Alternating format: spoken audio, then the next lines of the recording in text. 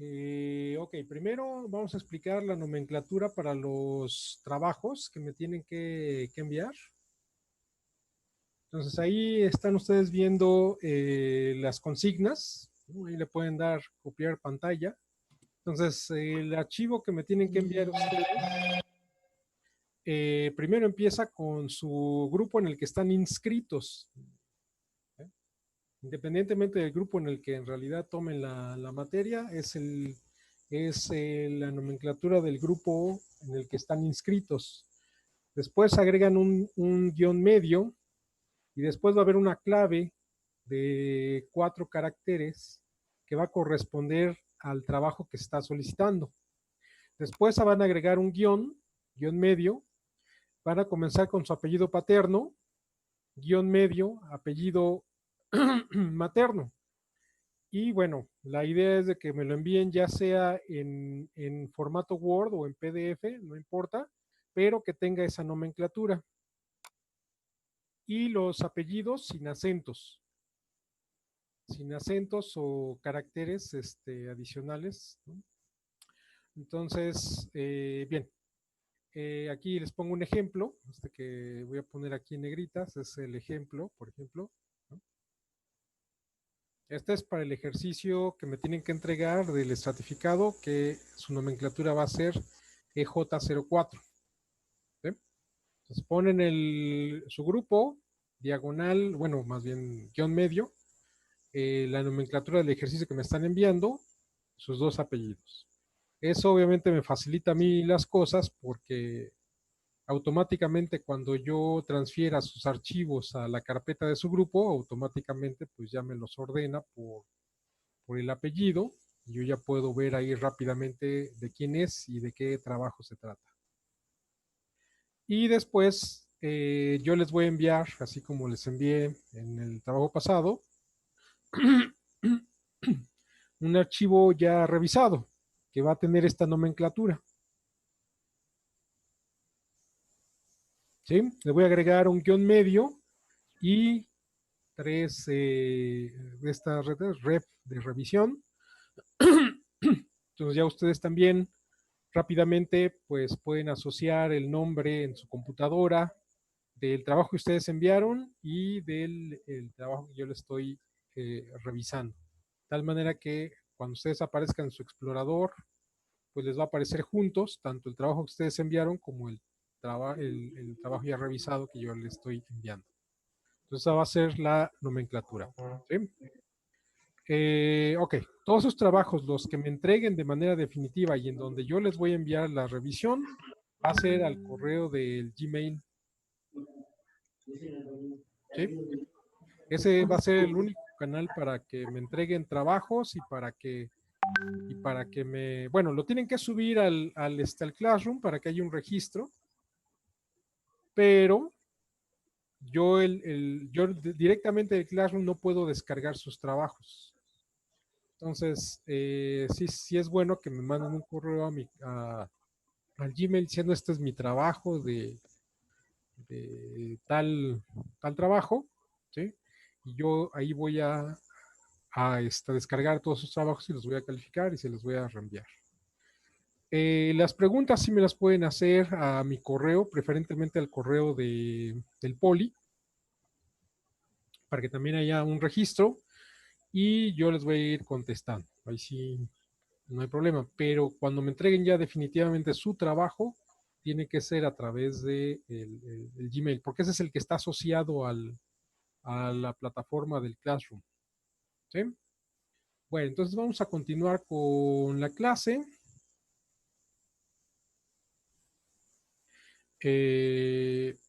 Ok, entonces, sí.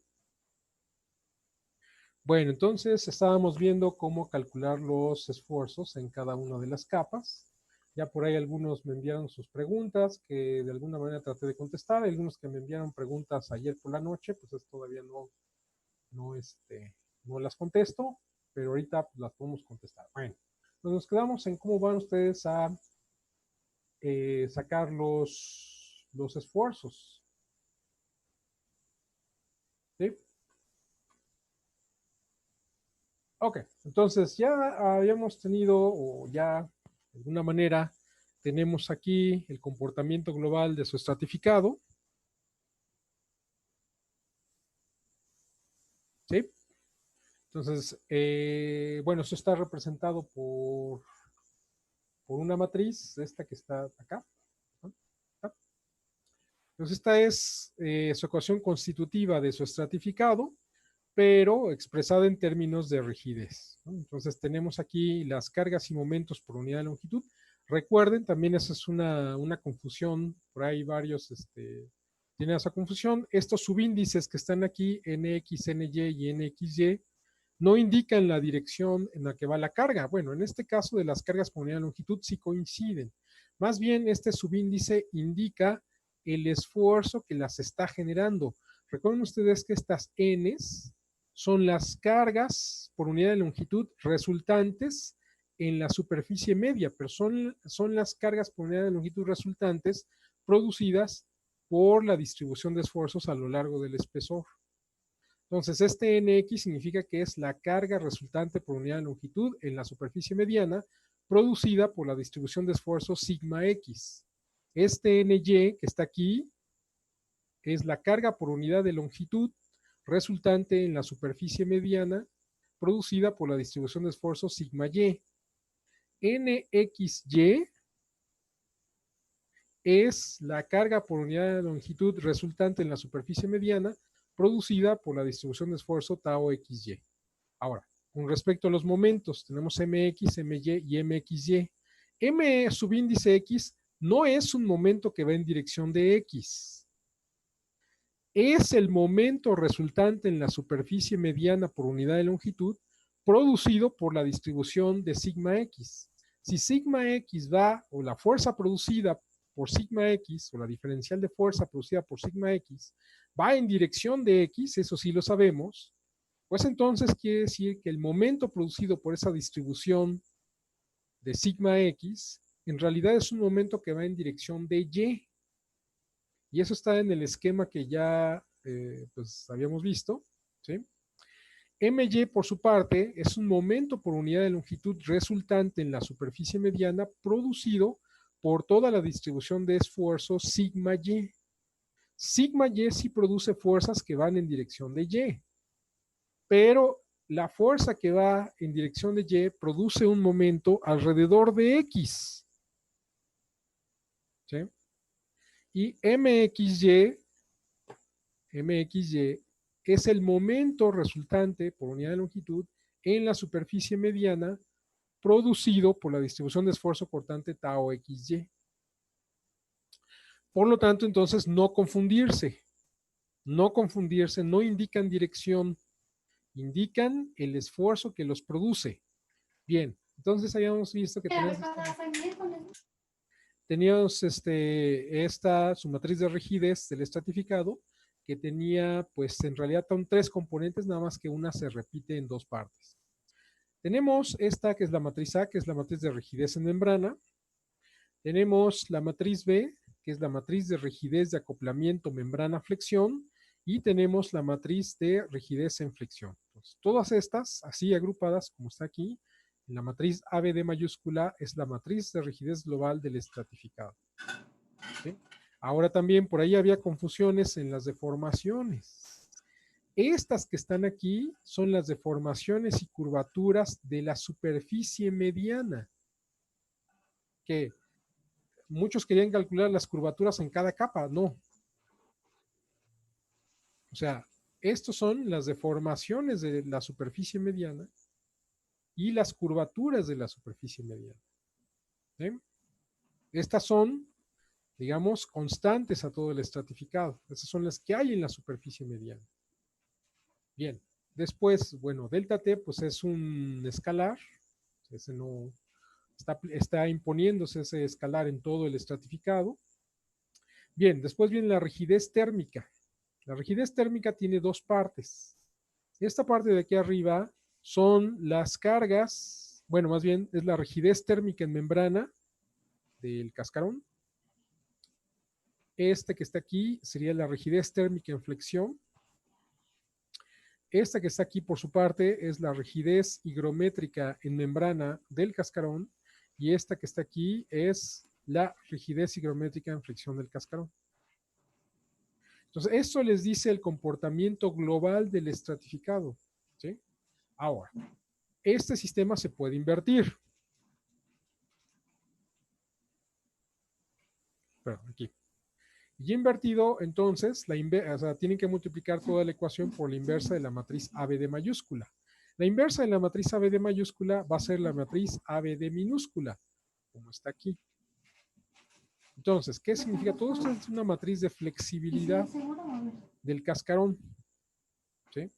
Aquí lo que tenemos ahora son las deformaciones y curvaturas de plano medio en función de las cargas y momentos resultantes en la superficie mediana producidos por toda la distribución de los tensores de esfuerzo que aparecen en todos los puntos a lo largo del espesor. Y tenemos por otro lado, ¿sí? Esta parte, ¿sí? Que sería la flexibilidad térmica, que tiene dos componentes. La primera de ellas, que son los tres primeros componentes, los primeros elementos que están acá, serían los coeficientes globales de expansión térmicos del estratificado, y estos que están aquí serían los coeficientes de curvatura térmicos globales del estratificado. Lo mismo para el caso del comportamiento higrométrico, esta flexibilidad higrométrica tendría dos componentes. Los primeros tres elementos corresponderían a los coeficientes globales de expansión higrométricos y los otros tres serían los coeficientes de curvatura higrométricos del estratificado. ¿Sí? Entonces, muy probablemente lo que ustedes conozcan en algún momento son las cargas y momentos resultantes, ¿no? Por lo tanto, pues entonces ustedes pueden saber cuáles son las deformaciones y curvaturas de plano medio. Pero ustedes tienen sus relaciones cinemáticas, las que ya vimos anteriormente.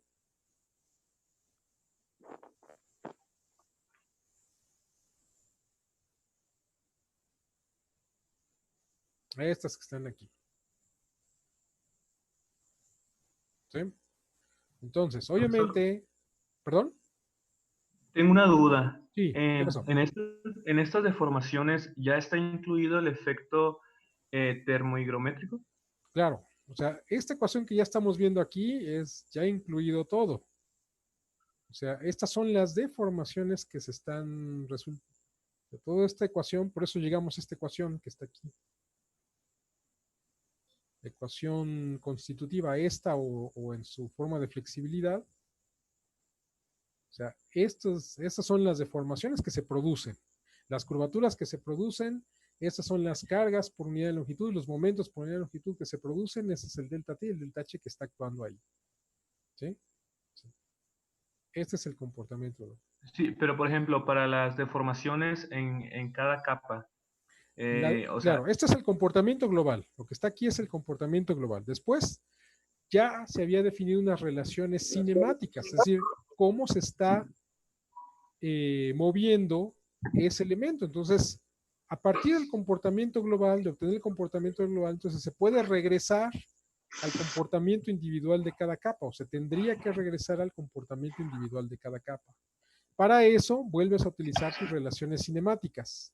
Tus relaciones cinemáticas están definidas por esta ecuación que está aquí. Estas son las deformaciones de la superficie mediana. Estas son las curvaturas de la superficie mediana. Por lo tanto, lo que tienes que sustituir aquí es la posición a lo largo del espesor en donde tú quieras conocer las deformaciones. Si tú quieres conocer las deformaciones en la interfaz superior del estrato K, pues entonces aquí sustituyes ZK. Si tú quieres obtener la deformación en la interfaz inferior de la capa K, o sea, en ZK-1, entonces aquí sustituyes ZK-1 y el resultado van a ser el tensor de deformaciones que hay en esas posiciones de Z, en esas cotas de Z. Entonces, tú podrías sustituir aquí en cualquier posición, en cualquier punto a lo largo del espesor estratificado y esta ecuación te daría la respuesta, te daría como respuesta el tensor de deformaciones que hay en ese punto que tiene coordenadas X, Y, Z. Entonces, profesor, perdón que lo interrumpa. Sí, Entonces, en el ejercicio, en el primer inciso dice que se tiene que obtener el tensor de deformaciones por cada capa. claro. Entonces, lo primero que tendríamos que hacer sería obtener el comportamiento global y de ahí regresarnos Por a las... supuesto, no para puedes que- obtener el comportamiento individual de cada capa. Es que miren, recuerden ustedes que aquí estamos considerando que todas las capas, no hay deslizamiento entre las capas, todo se está comportando como un mismo cascarón. Ok. Entonces, tú sabes de antemano el comportamiento individual de cada capa porque puedes establecer la ecuación constitutiva de cada capa. Pero lo que no sabes aún es cómo se comporta de manera global, o sea, ya junto el estratificado. Por lo tanto, tienes que obtener el comportamiento global. Una vez obtenido el comportamiento global, si tú tienes, ¿qué le estás imponiendo a ese cascarón? Estás imponiendo, en este caso, cargas y momentos por unidad de longitud, delta T y delta H. Por lo tanto, tu ecuación constitutiva global te tiene que responder de manera global. Es decir, cuáles son las deformaciones y las curvaturas que hay en la superficie mediana. Ya una vez que tengas la respuesta global del estratificado, que estará ya sea en términos de flexibilidad, es decir, en términos de las deformaciones o curvaturas de la superficie mediana, o en términos de las cargas y momentos por unidad de longitud, ¿sí? Entonces, ya tienes las deformaciones y las curvaturas en la superficie mediana, entonces tú ya puedes, ahora sí, regresar de manera individual a lo que está pasando en cada uno de los estratos. ¿Cómo vas a hacer eso? Bueno, en primera instancia, tú puedes, a partir de esta ecuación, conocer en cualquier punto a lo largo del espesor cuál será el tensor de deformaciones. Ese punto que está en una cota Z específica, en esa cota Z específica existe un determinado material, estás dentro de una de tus determinadas capas. Por lo tanto, si tú después quieres conocer los esfuerzos, entonces puedes, ya una vez identificado el tensor de deformaciones en ese punto, entonces aplicas tu ecuación constitutiva de esa capa, ¿no? O sea, esa capa la que existe en la cota Z, y entonces la respuesta va a ser tus esfuerzos. Claro, estamos aquí ya hablando del comportamiento hidrotermomecánico. Tienes que utilizar tus relaciones, tus ecuaciones constitutivas completas, porque en cada estrato de todas maneras está aplicándose el mismo delta T y el mismo delta H. Pues vamos a regresar justamente para eso. Entonces ya una vez obtenidos,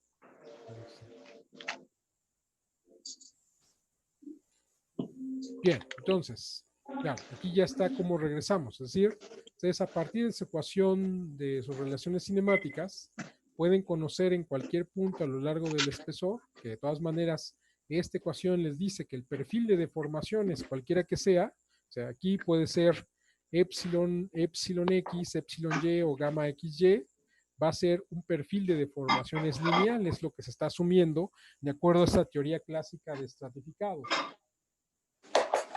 Sí, va a ser, pero como cada estrato tiene su propia rigidez, o sea, su matriz de rigidez y su matriz de rigidez térmica y su matriz de rigidez higrométrica es diferente, por lo tanto, para una misma deformación, por ejemplo, aquí, miren, en este punto que está aquí, este punto es compartido entre la capa K y la capa K más 1. Este que está aquí. Aquí hay una misma deformación porque la ecuación, la relación cinemática, me indica que el perfil de deformaciones, cualquiera que sea, sus componentes, es un perfil de deformaciones lineal. Pero la capa K más 1 tiene su propia matriz de rigidez, su propia matriz de rigidez térmica, su propia matriz de rigidez higrométrica, y la capa K lo mismo. Por lo tanto, aquí en este mismo punto se están generando dos tensores de esfuerzo. Uno que va a pertenecer a la capa K más 1, que puedo conocer ese tensor de esfuerzos aplicando la ecuación constitutiva de la capa K más 1, de este punto, y en este mismo punto voy a obtener otro tensor de esfuerzos que va a corresponder a la capa K, porque la capa K tiene su propia matriz de rigidez, su propia rigidez higrométrica, su propia rigidez térmica. ¿Sí? Entonces, miren, tenemos aquí nuestra relación cinemática. Nosotros sustituimos esta relación cinemática para una posición específica de Z. ¿Sí? Entonces, lo que obtenemos es esta que está acá. Pero aquí ya esta matriz de rigidez es la que hay en esta cota Z que está aquí. ¿Sí? Esta matriz de rigidez pues es la matriz de rigidez que hay en esa cota. Lo único que estoy haciendo es sustituir esta aquí. O sea, aquí se agregan dos términos. Entonces, estoy multiplicando estos por esta misma matriz de rigidez, entonces aparecen estos dos términos. Pues aquí aparece la matriz de rigidez multiplicada por las deformaciones de plano medio más Z, porque Z es este escalar que está aquí. Y aquí tenemos la matriz de rigidez por las curvaturas. Nada más que hay que estar conscientes que la parte constante de toda esta ecuación, es decir, esta matriz de rigidez, esta matriz de rigidez, esta rigidez térmica y esta rigidez geométrica, van a corresponder al material que exista en la cota Z, en esta cota Z. Y por lo tanto, la respuesta a esta ecuación les va a dar justamente el tensor de esfuerzos que habrá en esa cota Z. ¿Sí? Entonces, por ejemplo, si yo sustituyo para la capa K en la interfaz superior, pues entonces tendría yo esta ZK, por lo tanto, esta matriz de rigidez sería de la capa K, esta sería de la capa K, esta rigidez térmica sería de la capa K, esta rigidez higrométrica sería de la capa K. Delta T y delta H pues, están actuando en todo el estratificado, por lo tanto lo tengo que tomar en consideración y la respuesta sería el tensor de esfuerzos que habría justamente aquí, en la interfaz superior de la capa K.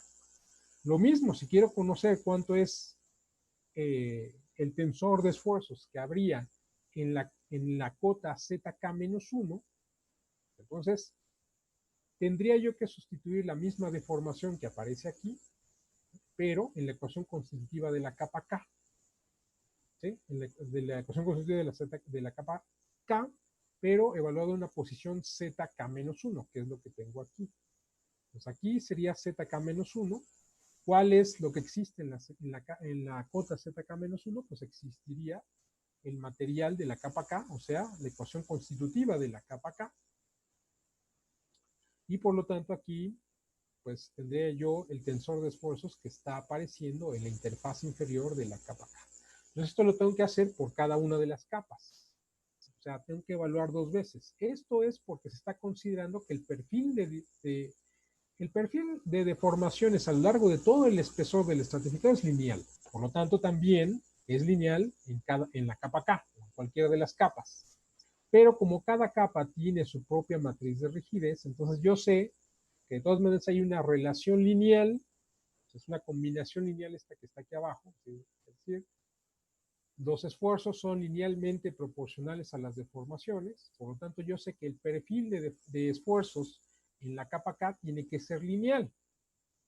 Por lo tanto, entonces a mí lo que me interesa es evaluar en estos dos puntos, porque son los puntos que me darían los esfuerzos más altos y los esfuerzos más bajos en la capa K.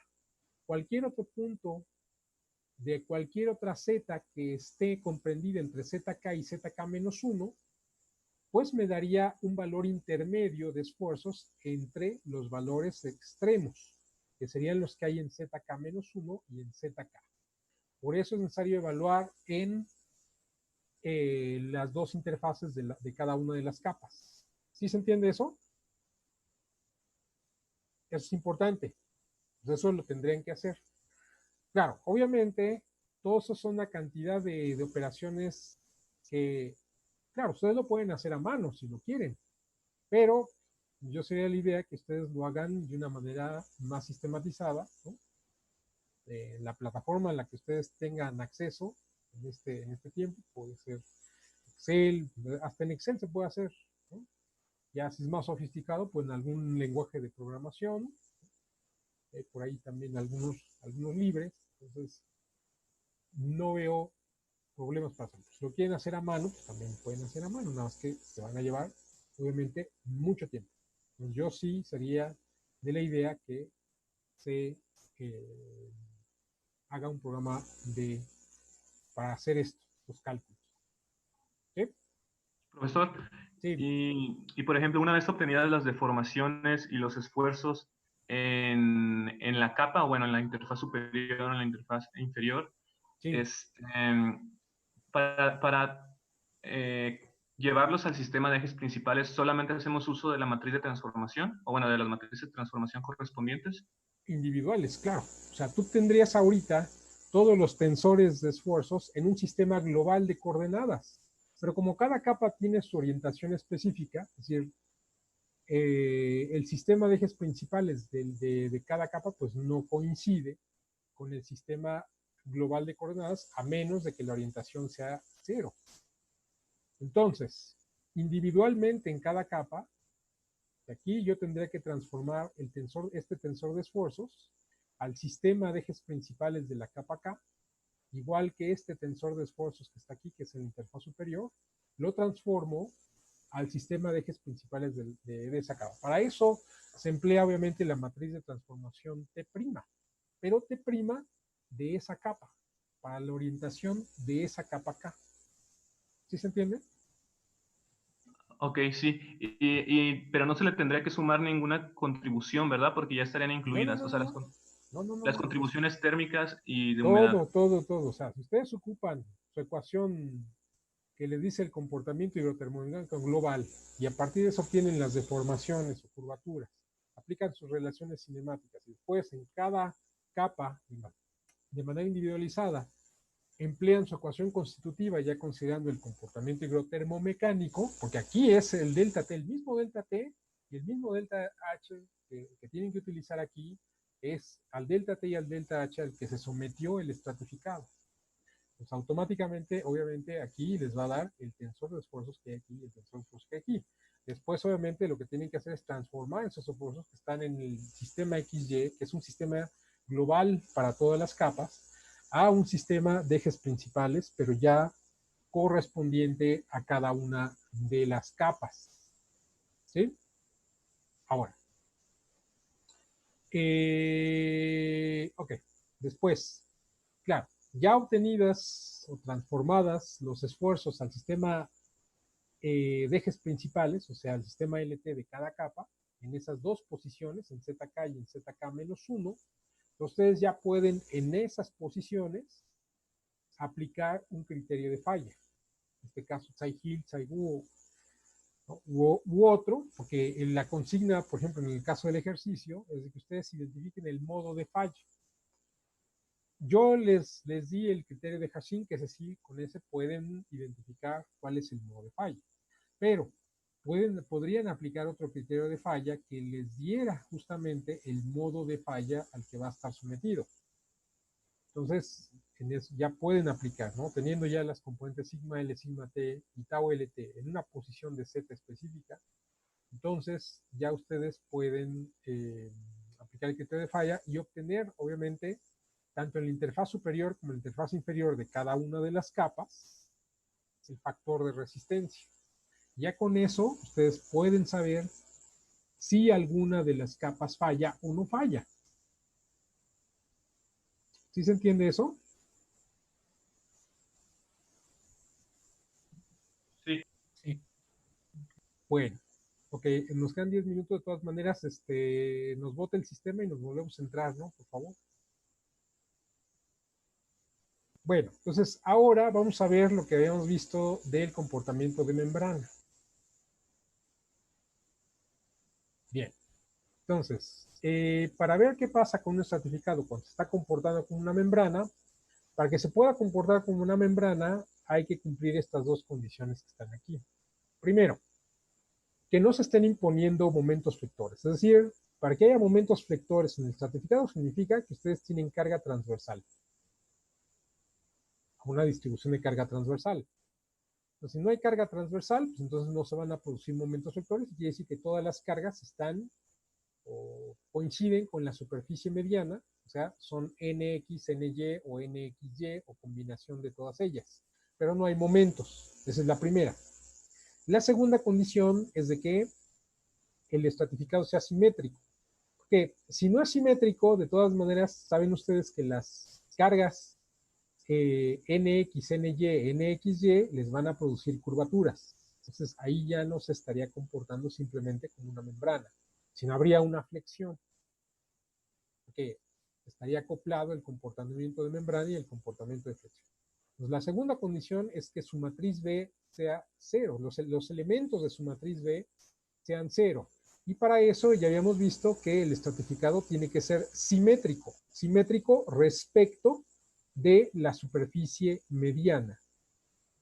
Como si en la superficie mediana colocaran un espejo y vieran las capas que hay arriba, y esas serían la misma configuración que ustedes están viendo en el espejo, serían la configuración de las capas debajo de la superficie mediana.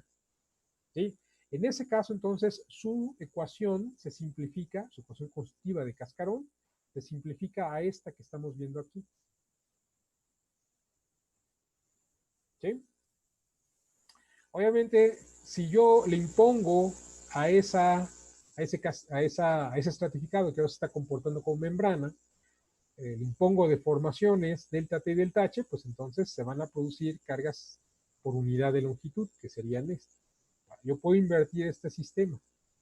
Este sistema, pues lo invierto, es multiplicar aquí nada más por la matriz A. Claro, en este caso, en el que está desacoplado, la matriz A minúscula sí sería la inversa de la matriz A mayúscula, pero solamente en este caso cuando hay un desacoplamiento entre el comportamiento de membrana y el comportamiento de flexión. Es decir, cuando los elementos de mi matriz B mayúscula son cero. Ahí sí, yo puedo invertir directamente la matriz A mayúscula y obtener la matriz A minúscula. Entonces, si multiplico todo esto, pues entonces, esto es el resultado de multiplicar justamente mi matriz A minúscula por toda esta ecuación, y el resultado va a ser este. Aquí tengo mi matriz de flexibilidad A minúscula, y el resultado de la multiplicación de la matriz A mayúscula, A minúscula, por la rigidez térmica en membrana de mi estratificado, va a dar como resultado los coeficientes de expansión térmicos globales, y resultado de multiplicar la matriz A minúscula por la rigidez higrométrica en membrana del estratificado va a dar como resultado los coeficientes globales de expansión higrométrica. ¿Sí? Bien, ahora, estas expresiones, así como está cuando están funcionando con membrana, yo puedo transformarlas en una relación de esfuerzo-deformación. Para eso vamos a regresar a nuestra definición de lo que significan nuestras cargas por unidad de longitud. Entonces aquí yo quiero conocer el esfuerzo global que está aplicado. Si yo tengo NX, o sea, tengo NX, reconoces que es la carga por unidad de longitud que está actuando en la superficie mediana. ¿Sí? Entonces, si yo multiplico esta NX por mi diferencial de Y, lo que voy a obtener es la diferencial de fuerza, esta que está aquí, la diferencial de fuerza que está actuando en dirección de X, que es producida por el esfuerzo en X. ¿Sí? Si yo esta diferencial la divido entre la diferencial de superficie en la que está actuando, que sería diferencial de Y por el espesor global, ¿sí? Entonces lo que voy a obtener es esto que está aquí. Entonces, sigma X global va a ser igual a NX entre el espesor del estratificado, y eso va a ser mi esfuerzo global. Lo mismo puedo hacer para sigma Y, lo mismo puedo hacer para tau XY, de tal manera que sigma X, sigma Y, o las componentes globales de mi tensor de esfuerzo, los que están actuando de manera global en ese estratificado que está comportando con membrana, directamente van a ser las cargas por unidad de longitud resultantes en la superficie mediana divididos entre 1 sobre el espesor total, el espesor global del estratificado. ¿Sí? Lo mismo, pues, de espejo, por ejemplo, ¿no? Entonces, el espesor total del estratificado multiplicado por mi tensor de esfuerzos globales va a dar como resultado las fuerzas por unidad de longitud. Esto yo lo puedo sustituir en mi ecuación constitutiva, la que está acá, la acabamos de ver. Y entonces el resultado, pues, va a ser este. O sea, los esfuerzos van a ser igual a 1 sobre el espesor total por la matriz A, por las deformaciones, menos, etc. Quiere decir que eso que está aquí,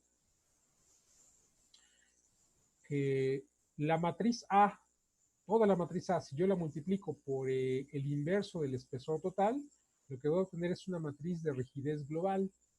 Si yo tengo mi rigidez térmica y lo multiplico por 1 sobre un escalar que es 1 sobre el espesor total, lo que voy a obtener es mi rigidez térmica global del estratificado, digamos, en términos de esfuerzo, bueno,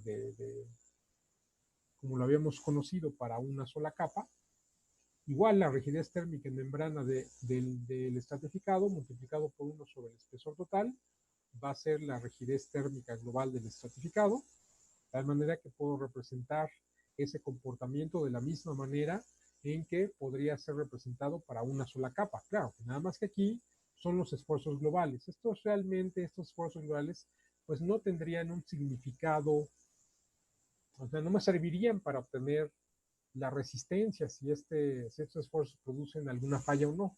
Tendría que hacer lo mismo de todas maneras que ya habíamos hecho. ¿Ya? Aquí las deformaciones que están actuando son las mismas deformaciones de plano medio, que serían iguales a las deformaciones que están actuando en todas las capas, en este caso particular. ¿Sí? Este sistema yo lo puedo invertir y lo que se obtiene pues, es una relación de flexibilidad. Yo puedo poner una matriz de flexibilidad que vendría siendo la multiplicación del espesor total por la matriz A minúscula, y eso sería una matriz de flexibilidad global. Si yo multiplico mi matriz de flexibilidad global por mi matriz de rigidez térmica global, lo que obtengo son los coeficientes globales de expansión térmicos. Si yo lo que hago es, ese que es aquí, perdón, y la matriz de flexibilidad global por mi rigidez higrométrica global, lo que obtengo son los coeficientes de expansión higrométricos globales. Lo que tendré yo acá. Bien. Ya nos va a sacar el sistema, entonces yo creo que nos salimos ahorita y nos volvemos a conectar, ¿no? Entonces voy a finalizar la reunión y ahorita se meten todos otra vez, por favor. Sí. ¿Okay? Entonces también tendremos la relación de flexibilidad. Ok, después lo que podemos sacar es una relación con las propiedades globales. ¿Sí? Entonces, nosotros sabemos que la matriz de rigidez global va a ser igual a la matriz A multiplicada por un escalar que es 1 sobre el módulo de elasticidad, sobre el espesor total. Yo sé también que la rigidez térmica global va a ser la rigidez en membrana del estratificado multiplicada por el escalar 1 sobre el espesor total. Lo mismo para la rigidez higrométrica global. ¿Sí? Entonces, claro, yo sé que la matriz A va a ser la suma de todos los productos del escalar ZK menos ZK menos 1 por la matriz de rigidez K. ¿Sí?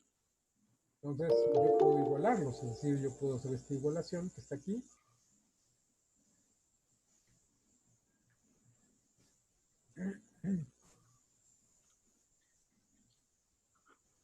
¿Sí? Entonces me doy cuenta que mi matriz de rigidez está aquí. La puedo encontrar directamente, la matriz de rigidez la puedo encontrar directamente. Primero haciendo la suma de todos los productos en cada capa, o sea, un término por cada una de las capas del estratificado que va a corresponder al espesor de la capa K por su matriz de rigidez K. La suma de todos sus productos de todo el estratificado y eso dividido entre 1 sobre el espesor total va a dar como resultado la matriz de rigidez global. Si yo invierto esta matriz de rigidez global, lo que obtengo es la matriz de flexibilidad global. Ahora, lo mismo puedo hacer para la rigidez térmica. Es decir, quiere decir que mi rigidez térmica global va a ser igual a la suma de los productos del espesor de la capa K por la rigidez térmica de la capa K, y todas esas sumas las multiplico por el escalar 1 sobre el módulo de elasticidad, sobre el espesor total, y eso me da como resultado la rigidez térmica global. Sí, obviamente esta rigidez térmica global yo la multiplico por la matriz de flexibilidad global, entonces lo que obtengo son los coeficientes de expansión térmica globales.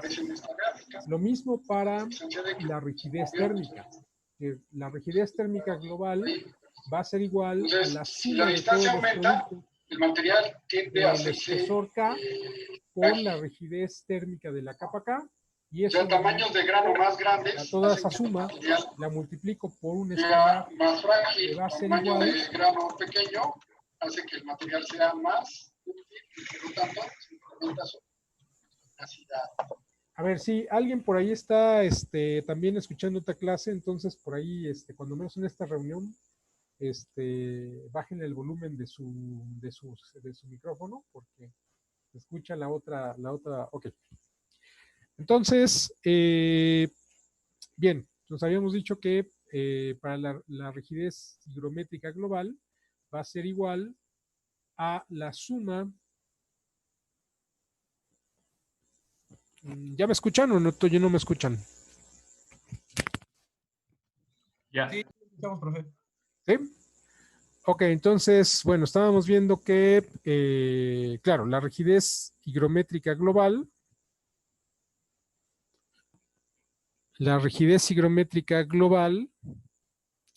va a ser igual, primero, a la suma de todos los productos del espesor de la capa K por la rigidez térmica de la capa K, ¿sí? Y después todos esos productos, toda esa suma, la multiplican por un escalar que es 1 sobre el espesor total, ¿no? Esa va a ser la rigidez térmica global.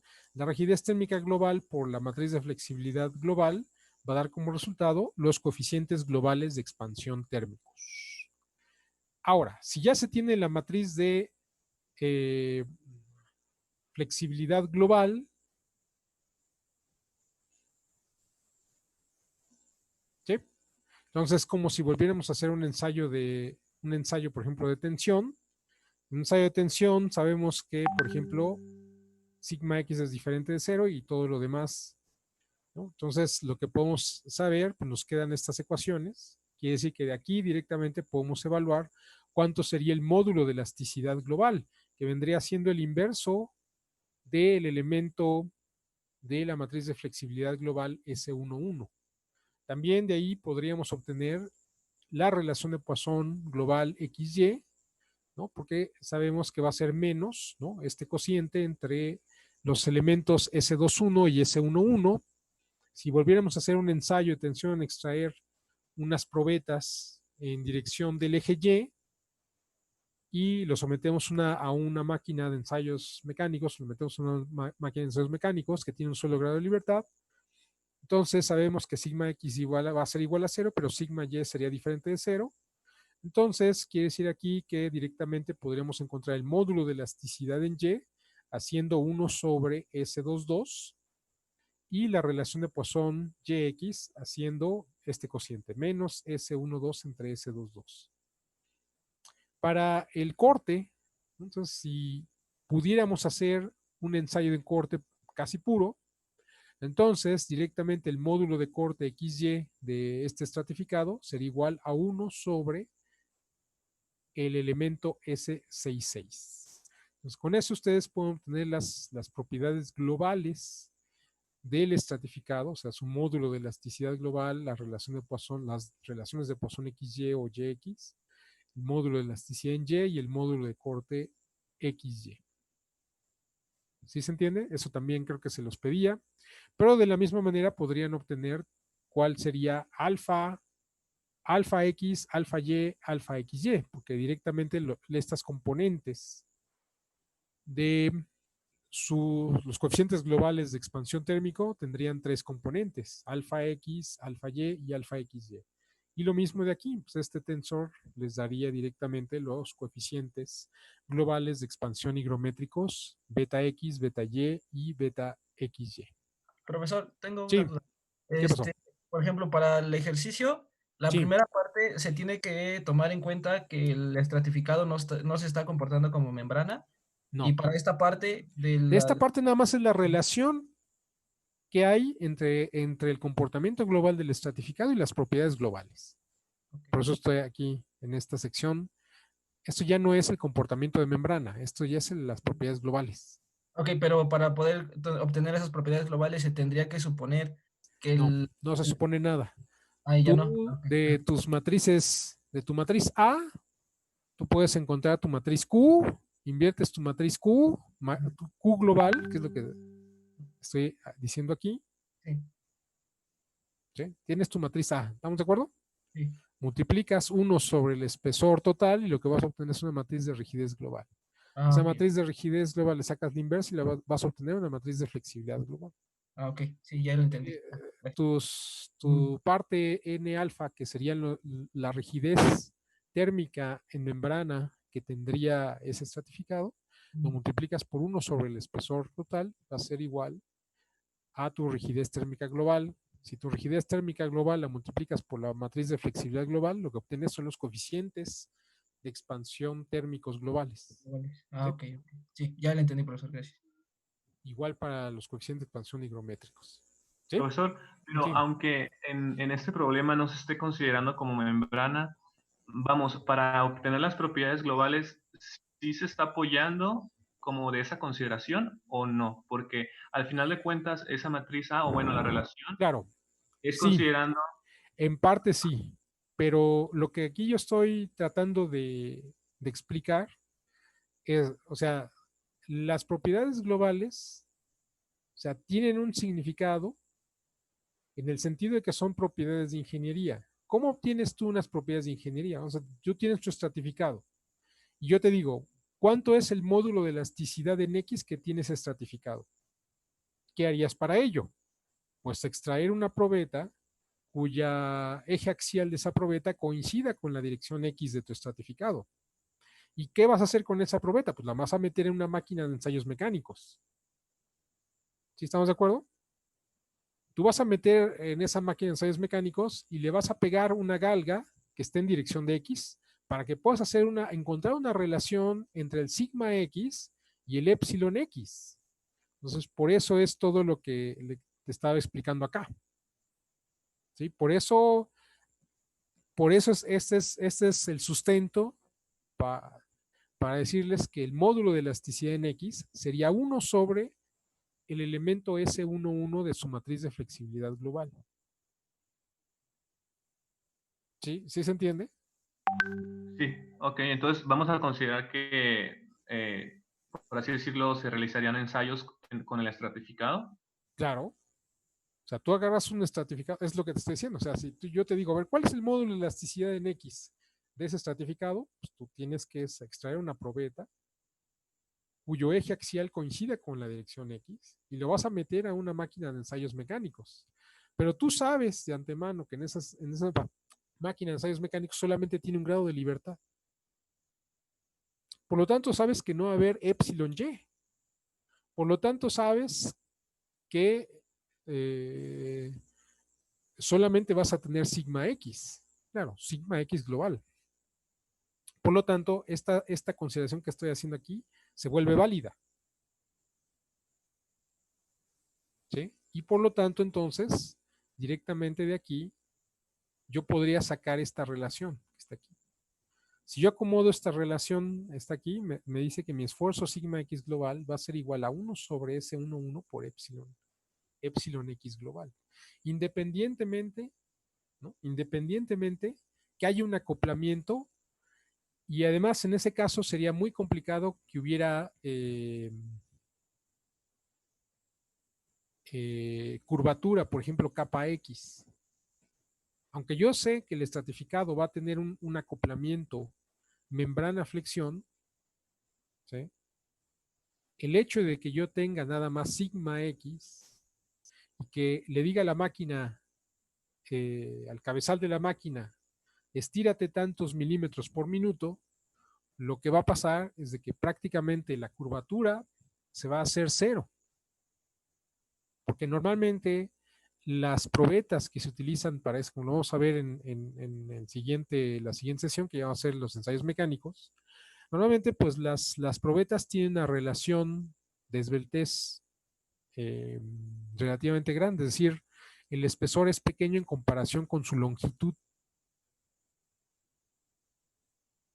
Por lo tanto, entonces, quiere decir que la curvatura, la posible curvatura que habría en dirección, la curvatura no en dirección, sino la curvatura que aparece en el plano XZ, o sea, capa X, prácticamente sería casi nula.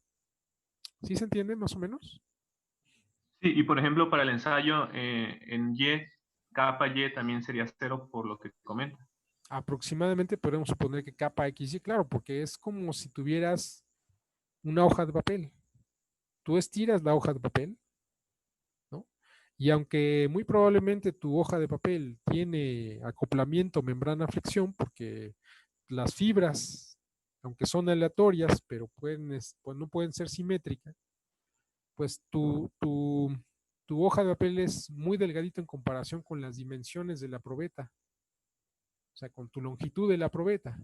Por lo tanto, puedes suponer que tu capa X, o en este caso, si estás midiendo tus propiedades en dirección de X, va a ser cero. ¿Sí? ¿Sí me explico? Sí. Ok. Entonces, lo mismo para la dirección Y. Y lo mismo sería si tú vas a hacer un ensayo de corte.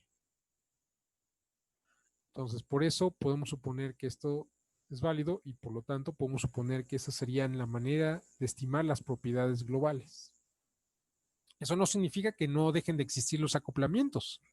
Simplemente que tú tendrías ya más o menos un orden de magnitud. ¿Cuánto es GXY o el módulo de elasticidad en X o el módulo de elasticidad en Y o la relación de Poisson XY o la relación de Poisson YZ o los coeficientes de expansión térmicos globales o los coeficientes de expansión higrométricos globales?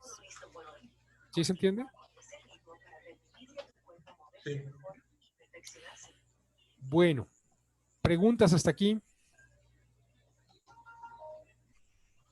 Sí, bueno, nada más, entonces para el ejercicio suponemos que para sacar, No se supone, bueno, tu ejercicio es completamente determinista. ok, bueno, para determinar bueno, lo global, ¿se toma en cuenta el comportamiento como membrana o se tiene o no se toma No, esa no, así? no, no, no, no, no, no, no, no. A ver, acabo de explicar Ujú. que hay que cumplir dos condiciones para que se comporte como membrana. Una, que no haya momentos aplicados, pero eso no es el caso en tu ejercicio, porque sí hay momentos aplicados.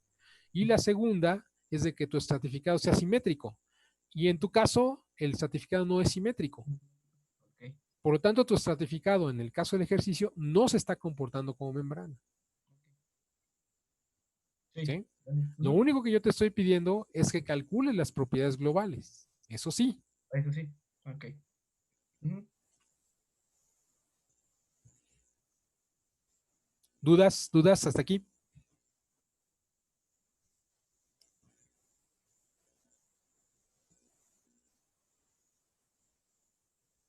Bueno, entonces, si no hay dudas, voy a pasar justamente a la siguiente presentación. Bueno, más bien la misma presentación, pero sería el siguiente tema.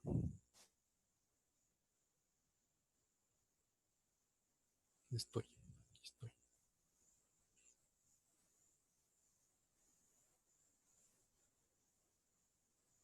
Bueno, sí. Entonces, eso ya también lo habíamos visto, pero lo vamos a repasar. Entonces, claro, eh, ya en un estratificado, entonces, ¿cómo sabemos que falla el estratificado? Bueno, ¿cuándo falla? Cuando se deja de comportar de una manera lineal o cuando no hay daño en el estratificado. ¿Cuándo ocurre eso? ¿Sí? Pues el límite sería cuando alguna de las capas falle. Como ustedes, para una condición dada, de cargas. Ya pueden conocer cuánto es el factor de resistencia en cada una de ellas. Ustedes pueden saber si esa condición produce falla o no falla. Entonces, el estratificado va a fallar cuando alguno de las capas falle. ¿Sí? ¿Se entiende? Ahora, obviamente, eso no significa que el estratificado se rompa cuando alguna de las capas falle, o sea, completamente. Quiere decir que esa capa posiblemente tuvo una ruptura, ya sea de ruptura de fibra o ruptura de matriz, pero eso no significa que el estratificado se esté partiendo en dos o deje de tener una capacidad de carga. El estratificado va a seguir teniendo una capacidad de carga. Pero entonces, ¿cómo reevaluar esa capacidad de carga? Bien, pues entonces habrá que quitarle la rigidez dependiendo del modo de ruptura. Es decir, si por ejemplo en alguna de las capas hay un modo, se presenta un modo de ruptura de matriz, bueno, pues entonces quiere decir que esa capa ya no va a tener resistencia en dirección transversal, pero sí sigue teniendo resistencia en dirección longitudinal. Por lo tanto, en su matriz de rigidez de esa capa, lo que se va a descontar justamente, bueno, este es aquí, lo que se va a descontar justamente es la rigidez que haya en la dirección T, o sea, el Q22 se va a hacer 0 ahora. ¿Y cuál es lo otro que está afectando? Pues quiere decir que ya tampoco tiene capacidad de carga en corte. Quiere decir que el Q66 se vuelve 0. Ahora, ¿qué pasa si el modo de falla es ruptura de fibra? Entonces quiere decir que esta capa, la que está fallando en las fibras, entonces va a dejar de tener rigidez en dirección de ellas. O sea, quiere decir que aquí su rigidez, o sea, el elemento Q11, ahora va a ser 0, y de igual manera que su rigidez 66, que es la rigidez en corte, va a ser 0. Y ustedes lo que pueden hacer es recalcular toda su matriz ABD. Obviamente su matriz ABD va a sufrir una reducción en la magnitud de sus componentes. Eso significa que hay una flexibilidad, o sea, se incrementa la flexibilidad, se reduce la rigidez y vuelven a recalcular todos los esfuerzos en cada una de las capas. ¿Sí? Y eso les daría justamente, o sea, evaluar la capacidad de carga, así sucesivamente hasta que todas las capas estén fallando. Así sería una manera de evaluar su capacidad de carga una vez que alguna de las capas falle. Bien, eso obviamente implica recalcular todas sus matrices de rigidez. Existen otras metodologías, aquí ya existen muchas metodologías, pero otra de ellas, que es relativamente de las más comunes, es ir aplicando factores correctores. Es decir, por ejemplo, ustedes tienen aquí, yo aquí puse como ejemplo una curva de histéresis. En los metales no se ve tanto este problema, porque normalmente la trayectoria de carga es igual a la trayectoria de descarga, porque el módulo de elasticidad aproximadamente se mantiene. Aquí no, aquí sufre una determinada degradación, ¿no? Entonces, este módulo de elasticidad en cada ciclo, o más bien cada vez que haya un daño, o sea, recuerden ustedes que esta parte no lineal en un material compuesto no significa que haya una deformación plástica, porque no existe la deformación plástica, digamos, como tal en los materiales compuestos. Existe tal vez en la matriz, pero tratándose de manera global, quiere decir que aquí aparecería en daño. Ese daño puede ser ruptura de matriz, puede ser ruptura de fibra, puede ser desprendimiento de fibra, puede ser que la interfase fibra-matriz esté dañando. Pues todo eso va a aumentar la flexibilidad del material, o sea, disminuir la rigidez. Y por lo tanto quiere decir que en el siguiente ciclo de carga, aunque no sea completamente reversible, o sea, que empezará otra vez acá, el módulo de elasticidad va a ser cada vez menor para cada una de las capas. Claro, si yo caracterizo previamente esta zona de daño, se lo puedo hacer a un ensayo de tensión que pase un determinado incremento de deformación ya en la zona de daño y lo descargo y después vuelvo a cargar otra vez. O sea, esa pendiente será menor y después me voy hasta otra zona de daño y descargo y otra vez. Entonces, en cada uno de esos ciclos, el módulo de elasticidad va a tener un valor menor. Por lo tanto, se puede establecer una relación de este tipo. Es decir, módulo de elasticidad que hay en el ciclo J menos el módulo de elasticidad que hubo en el J más 1 o J menos 1 y me va a dar como resultado un delta del módulo de elasticidad. Entre este y este, pues hay un delta. Ese lo divido entre el módulo de elasticidad, digamos, original, por decirlo así, o el que hay en el siguiente, en el ciclo J, y me va a dar como resultado un factor de corrección de flexibilidad que va a estar en función de la deformación en X, ¿no? O sea, en este caso, pues obviamente el ciclo, o sea, cada vez que hay un ciclo, pues hay eso está asociado a una deformación en X. Por lo tanto, quiere decir que va a haber una curva que va a ser de este coeficiente corrector con respecto a epsilon X. Entonces quiere decir que ahora sus elementos de sus matrices de rigidez, o sea, de la matriz A, pero también de la matriz D, o de la matriz B, o de la rigidez térmica, o de la rigidez higrométrica, van a depender de epsilon X. O sea, ya estarían utilizando un comportamiento no lineal. O sea, a partir de que haya la falla de la primera capa, entonces ustedes empiezan a hacer sus correcciones de la matriz ABD, de N alfa, de M alfa, de N beta, M beta, con estos coeficientes correctores. De tal manera que no tengan ahora que recalcular toda la matriz ABD, sino ya teniendo previamente el comportamiento de estos coeficientes en función de epsilon X. Bueno, eso de alguna manera esta metodología requiere justamente de muchos datos experimentales, de tener estas curvas de este coeficiente en función de la deformación en daño acumulada. Entonces, pero bueno, es una de las metodologías que se utiliza para evaluar toda la capacidad de carga de un estratificado, es decir, cómo falla, cuándo falla totalmente un estratificado. Bueno, sería estas dos metodologías. Esta pues sería mucho más sencilla de implementar en el caso de ustedes, porque cada vez que empieza a fallar una, pues se le descuenta la rigidez y se vuelve a recalcular la matriz de rigidez global ABD. Bueno, pues eso es más tardado, pero sí lo pueden hacer. El otro sí requiere justamente de un análisis experimental para tener estos coeficientes en función de la deformación. ¿Dudas hasta aquí? ¿No? ¿No hay dudas? Bueno, entonces vamos a pasar a la parte del comportamiento experimental. Bien, entonces aquí, si se fijan, vamos a suponer que ustedes están diseñando una estructura con materiales compuestos. Entonces, ustedes tienen que estar conscientes de que no pueden hacer ningún cálculo hasta que tengan una definición, una primera definición completa de la estructura. Es decir, tener unos primeros dibujos de definición completos. Es decir, las dimensiones, el número de capas, en cada capa, qué orientación tiene, qué tipo de matriz, qué tipo de refuerzo van a utilizar. ¿Sí?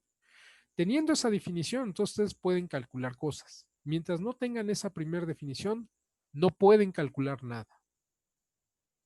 Entonces, mucha gente piensa que se hacen cálculos para empezar al dimensionamiento. Pero en realidad, si ustedes realizan cálculos para obtener el primer dimensionamiento, de todas maneras, no están seguros que ese dimensionamiento con las cargas que van a aplicar falle o no falle. Para eso, una vez que tengan su primer dimensionamiento, entonces ustedes ya pueden calcular. Entonces, todos los cálculos que hayan hecho antes del primer dimensionamiento solamente les sirven para alcanzar ese primer dimensionamiento. no les aseguran que el material va a fallar o no va a fallar. Esa es una concepción que no mucha gente tiene o está en plena conciencia. Mucha gente piensa, ay, vamos a calcular. O sea, piensan que el diseño de una estructura, de un objeto o de cualquier artefacto, cualquier tecnología, ¿no? O sea, está basada en los cálculos, pero no necesariamente. Ustedes pueden llegar a una primer geometría basándose en buenas prácticas de diseño. Después de que hayan obtenido esa primera geometría y esa primera especificación de todo, entonces ya tienen elementos suficientes para que puedan ustedes calcular y evaluar la capacidad de carga de ese dimensionamiento bajo las cargas que ustedes están considerando. Antes no. Eso es muy importante. Entonces, primero hay que estar en esa conciencia. Entonces, en esa conciencia quiere decir que ustedes nunca van a tener sus propiedades individuales de cada una de las capas, las que son experimentales, desde un inicio. Entonces, hay un problema. ¿Sí ven a lo que me refiero? Entonces, es como el ejercicio que están ustedes trabajando ahorita. Ustedes podrían trabajar con datos estimados. O sea, estimar los módulos de elasticidad, estimar las relaciones de Poisson de cada una de las capas, considerando el tipo de matriz y refuerzo que ustedes tienen. Para eso está el aspecto de micromecánica, que de alguna manera ya lo habíamos visto. Pero en realidad no tienen los datos experimentales. Entonces, una vez que tienen ya la definición completa de su estructura, tienen la definición completa de cada uno, una primera definición de todos y cada una de las piezas que conforman su estructura, y por lo tanto cada una de esas piezas, su definición es que ya saben cuántas capas, de qué matriz, de qué fibra, aproximadamente cuál es el proceso de fabricación que se tiene, y por lo tanto ustedes pueden estimar el nivel de porosidad, pueden estimar las fracciones volumétricas que se van a alcanzar con ese proceso y por lo tanto aplicar sus ecuaciones de micromecánica y estimar las propiedades individuales de cada capa, pero serían estimadas. Cuando ya tienen toda esa definición global, entonces dicen, sí, ahora tengo que empezar a obtener esas propiedades de manera experimental.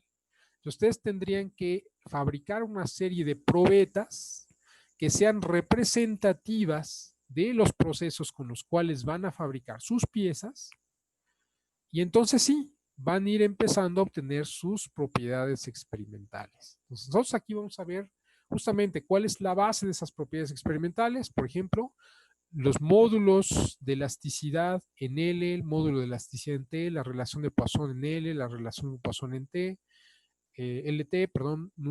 TL y el módulo de corte LT.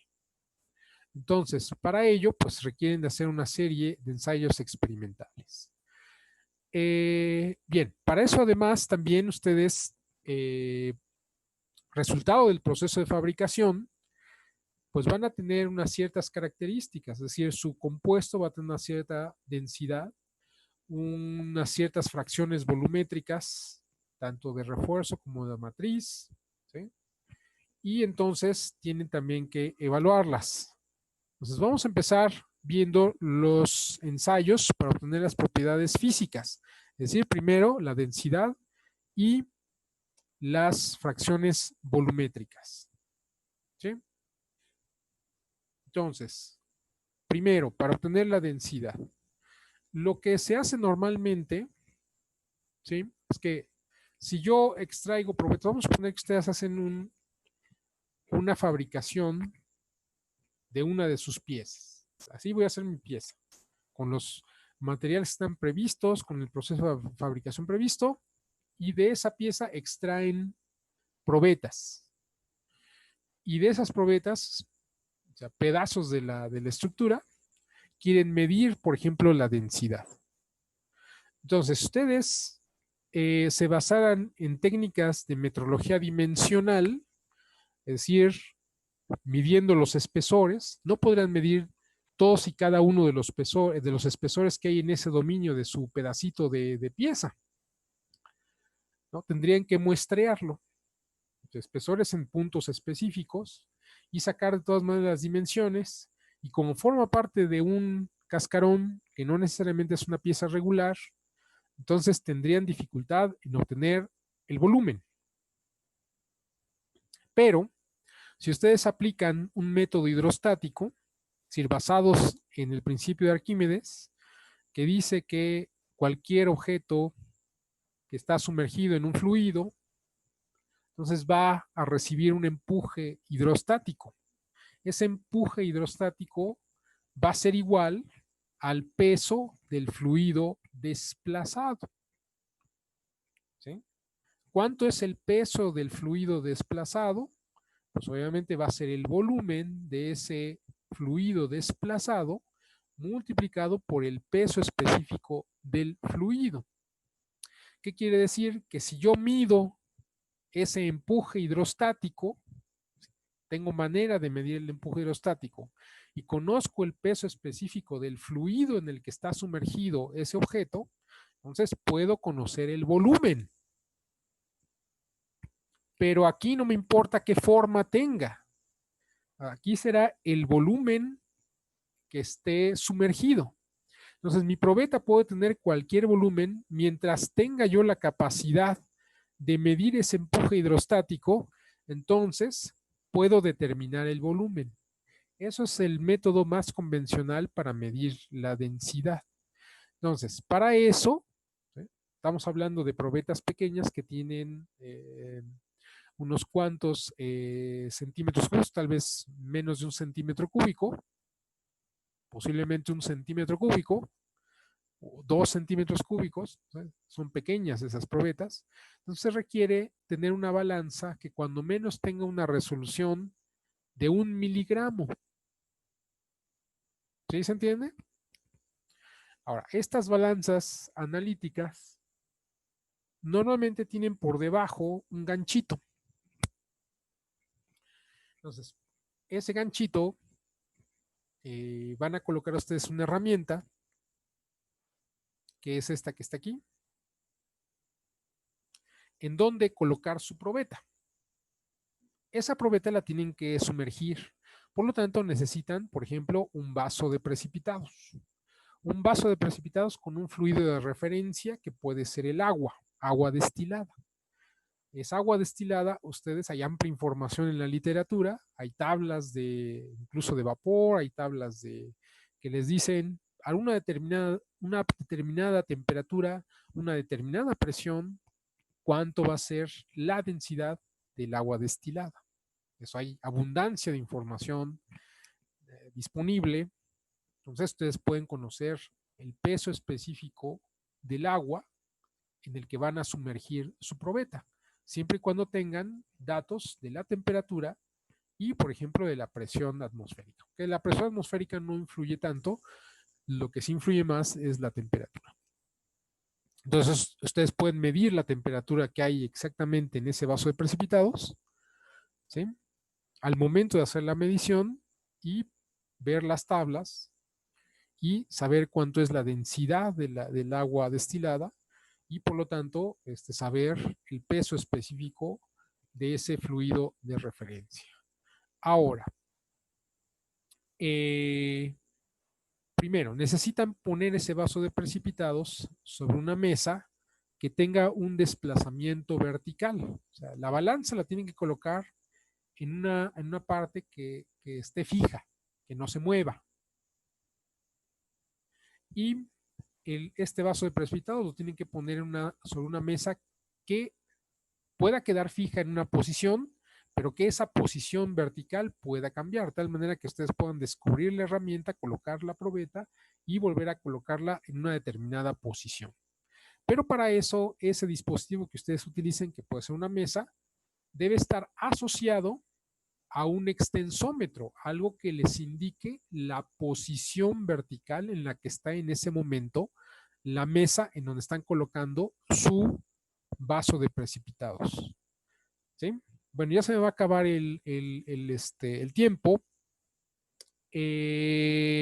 Nos vemos la próxima semana. Vamos a terminar esta parte. Bueno, vamos a empezar esta parte de los métodos experimentales.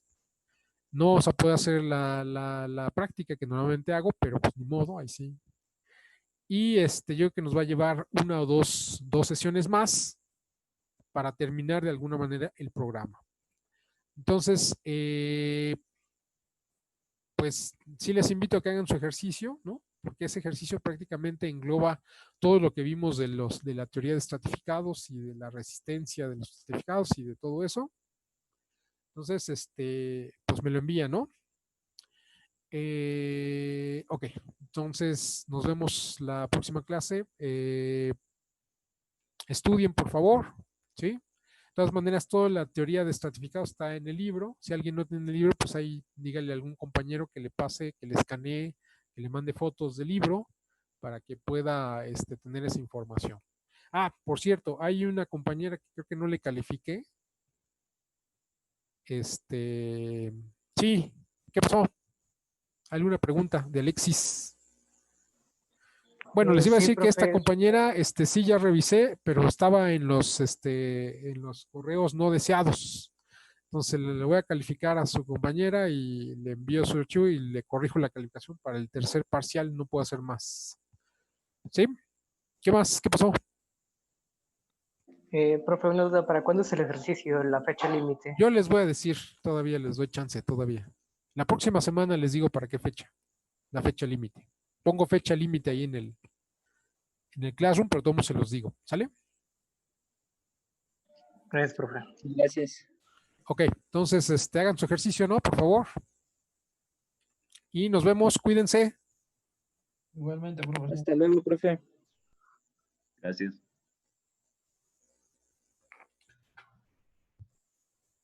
Gracias.